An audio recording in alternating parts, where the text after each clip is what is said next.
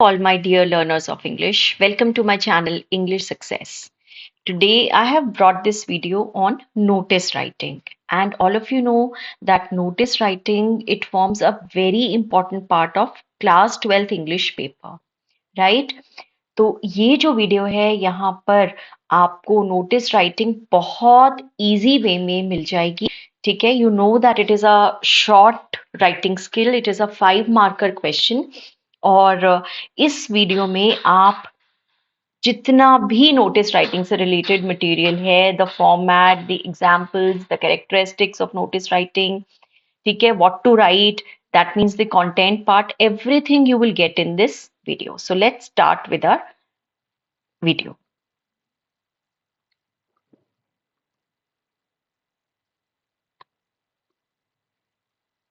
Okay. So here it is. First of all, let's see what is a notice. Notice होता क्या है? So notice is a formal means of communication with the masses. That means जहाँ पे आप बहुत सारे लोगों को एक साथ केटर करना चाहते हैं, उन्हें कुछ कम्युनिकेट करना चाहते हैं, कुछ मैसेज देना चाहते हैं, कुछ बताना चाहते हैं, तो वहां पे आप नोटिस यूज करते हैं, राइट? आप एक एक को तो वर्बली तो नहीं बताएंगे, है ना, या एक एक को कोई लेटर या कार्ड नहीं देंगे. तो ये जो राइटिंग स्किल है ये डील करती है विद द मासेस. आपको बहुत सारे लोगों को एक साथ बताना है, right? It is widely used by organizations, individuals to announce celebrations, competitions, inaugurations, or to issue instructions to public and many more things.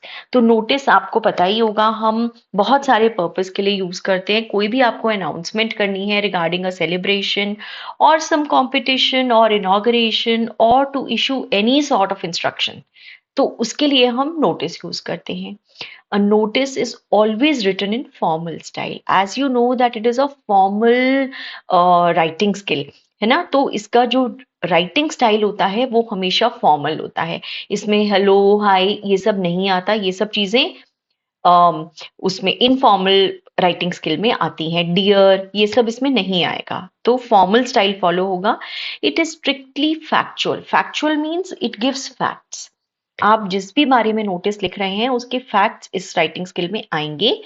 And the language used is simple and formal, and the language has to be very simple so that anybody can understand it. ठीक है, simple language use करनी है जिससे सभी को समझ में आ जाए, और फॉर्मल लैंग्वेज यूज करनी है. जैसा कि मैंने आपको बताया, कोई भी हाय, हेलो, डियर इस तरह के वर्ड्स आपको इसमें यूज नहीं करने हैं. All right. So here is the content to include in a notice. आप क्या क्या content एक notice में होना चाहिए? तो सबसे पहले आएगा हमारा name of the issuing organisation और इंस्टीट्यूशन. यानी कि जो भी इंस्टीट्यूशन या जो भी ऑर्गेनाइजेशन इस नोटिस को इशू कर रही है उसका नाम आएगा. उसके बाद में आपकी हेडिंग आएगी कैपिटल्स में notice. This is the reason I have written it in capitals, क्योंकि ये वर्ड नोटिस वर्ड जो है हमेशा कैपिटल में आएगा. It is never written in small letters. All right. Then you write the date of issue of notice. आप ये notice कब इशू कर रहे हैं. Next, a suitable and eye catching heading और टाइटल. दैट मीन्स जैसे बोलते हैं ना कि ज्यादा पर्टिकुलर जिस बारे में ये नोटिस है उससे रिलेटेड एक हेडिंग और title. That means the title and the heading has to be particular to that notice. It has to be specific to that notice, right? Then the content आ जाएगा, main content. That means mention purpose of notice.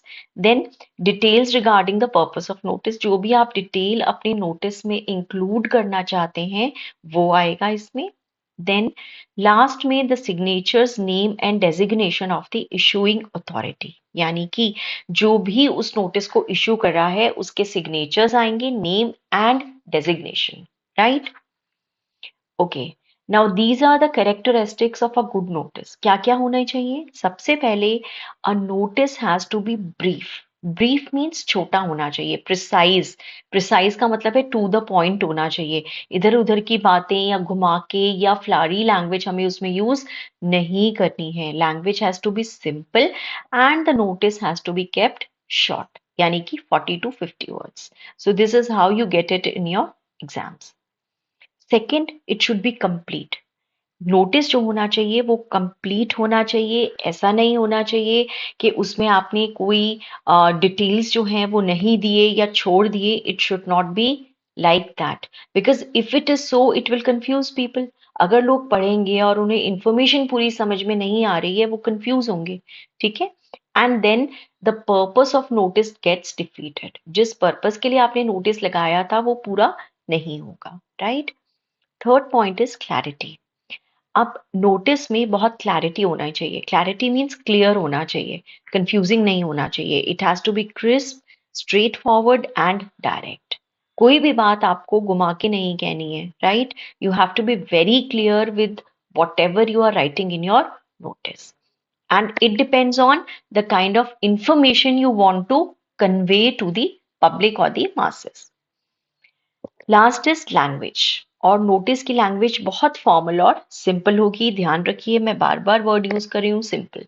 Notice has to be simple because it has to cater to a language. बहुत flowery language लिख देंगे तो हो सकता है आपका नोटिस समझ में ना आए लोगों को, and then again the purpose of writing a notice gets defeated. So the language has to be formal and very simple. Now this is of the notice. तो सबसे पहले आप क्या लिखेंगे? Name of the institution issuing the notice, then the word notice in capital letters. आप देख रहे हैं कैपिटल में लिखा है, अंडरलाइन भी कर सकते हैं आप. Then comes the date, then a suitable heading or the title which is related to the notice you are writing, then the content in 40 to 50 words, then the signature, name of the issuing authority in bracket, and designation of the issuing authority in bracket. So this is the format of the notice. Always remember box. हमेशा short writing skills box में लिखे जाते हैं. तो आप notice लिखेंगे अपने exam में तो पेंसिल से स्केल से एक नीट बॉक्स बनाएंगे. रफ बॉक्स मत बनाइएगा, टेढ़ा मेढ़ा, वो अच्छा नहीं लगता है. Use a scale to make the box. So it has to be very neat and readable, right? So now here to make your task simpler, I have given the main content points regarding main categories of notice. आपको exam में generally इन वाले जो मैं categories दी हैं notice की, इसी में से आपको नोटिस लिखने को आ जाएगा. और उस पर्टिकुलर नोटिस में आप ये सब कंटेंट के पॉइंट्स लिखेंगे. ठीक है. सबसे पहले हम ले लेते हैं मीटिंग का नोटिस. हो सकता है आपको एग्जाम में आ जाए that you have to write a notice regarding some meeting. तो इस नोटिस में क्या क्या होना चाहिए?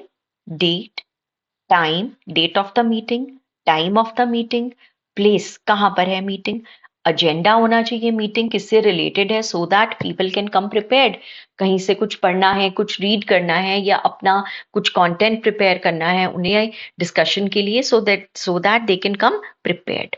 And presiding person, if any, if that meeting will be presided by somebody, कोई हेड होगा, कोई चेयर करेगा उस मीटिंग को, तो उसका नाम आएगा. और भी कोई अगर रेलेवेंट इंफॉर्मेशन है अकॉर्डिंग टू द क्वेश्चन, तो वो आप इसमें डालेंगे. अगर आप ये वाले सारे पॉइंट्स इंक्लूड कर लेते हैं इस नोटिस में, मीटिंग नोटिस में, then your notice will be complete from all the aspects. Right. Second is notice about an event. किसी इवेंट के बारे में अगर आपका नोटिस है, जैसे कोई कंपटीशन है, इंटर स्कूल डिबेट है, डांस है, पेंटिंग है, वॉट एवर, है ना, तो उसके बारे में.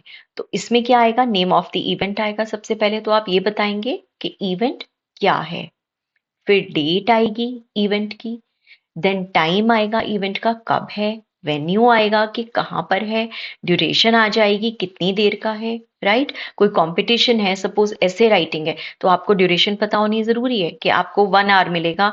You have to write 800 words ऐसे, है ना.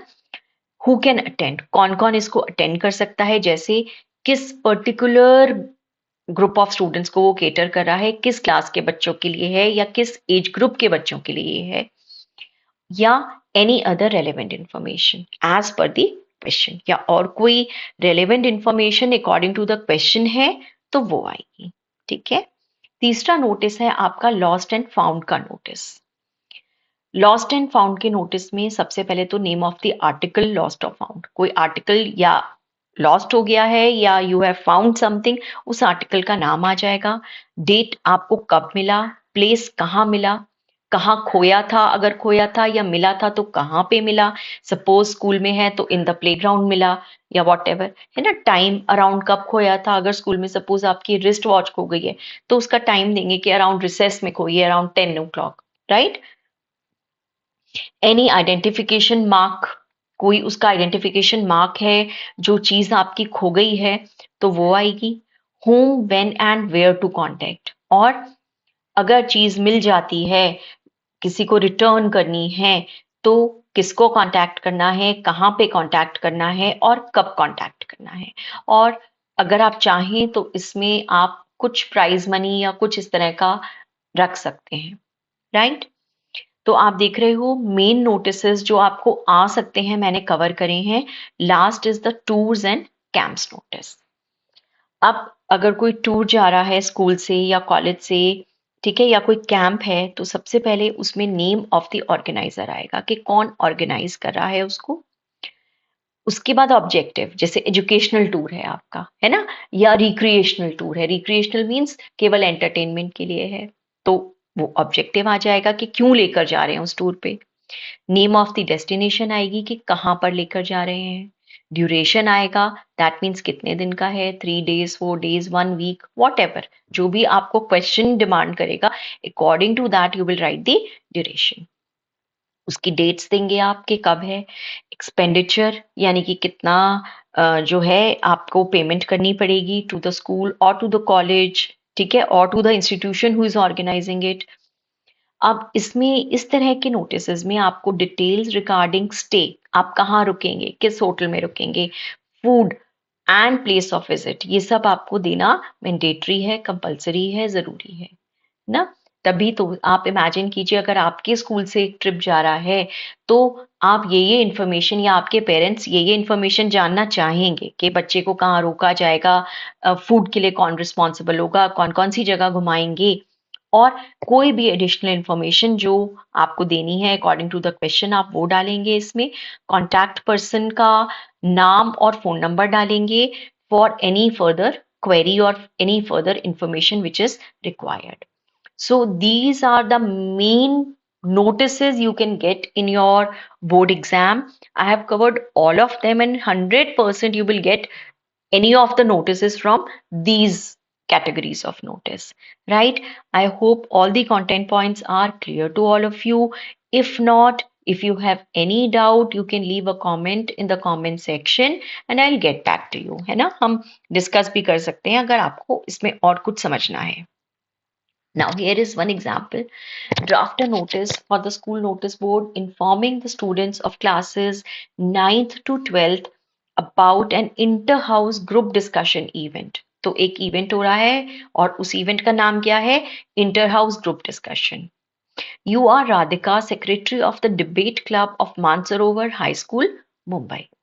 तो सबसे पहले इंस्टीट्यूशन का नाम आ जाएगा, देखिए सबसे ऊपर हमने लिख दिया है Mansarovar high school Mumbai, then the word notice in capitals, then the date, then the title of the notice. वो टाइटल क्या है, inter house group discussion. So this title is very specific to the notice, it is according to the question. Now we'll start the main content of the notice, which is this is to inform the students of classes 9 to 12th. 9 to 12th की classes को question में दिया हुआ है कि आपको refer करना है, so we have written that an inter-house group discussion is scheduled in last week of March as per the details given below. So classes सबसे पहले mention कर देंगे, topic लिख देंगे कि किस बारे में है ये group discussion, today's youth and morality, date लिख दी इवेंट की हमने 25 मार्च, टाइमिंग्स दे दिए 9 AM to 11 AM, वेन्यू दे दिया स्कूल ऑडिटोरियम, मॉडरेटर भी दे दिए, इसमें ग्रुप डिस्कशन है तो अ मॉडरेटर इज रिक्वायर्ड, है ना, नहीं तो may be the arguments can turn heated, तो उसको कूल डाउन करने के लिए, मॉडरेट करने के लिए we have a moderator also. कोई भी, क्योंकि क्वेश्चन में नहीं दिया हुआ मॉडरेटर का नाम, so it can be any imaginary name. फिर interested students can register with the undersigned before 15th March, आपको 15th मार्च से पहले रजिस्टर कर देना है, अपने नाम दे देने हैं। सो एन में आपके सिग्नेचर्स आ गए, देन नाम आ गया ब्रैकेट में, एंड देन डेजिग्नेशन आ गया secretary of the debate club. So I hope notice writing is very clear to you and you will score well in notice writing. Watch the video and again. If you have any doubts, do leave a comment in the comment section if you have any problem. So happy studying. Keep on watching my channel English Success. And thank you so much for watching. Please do like, share, and subscribe to the channel. Thank you.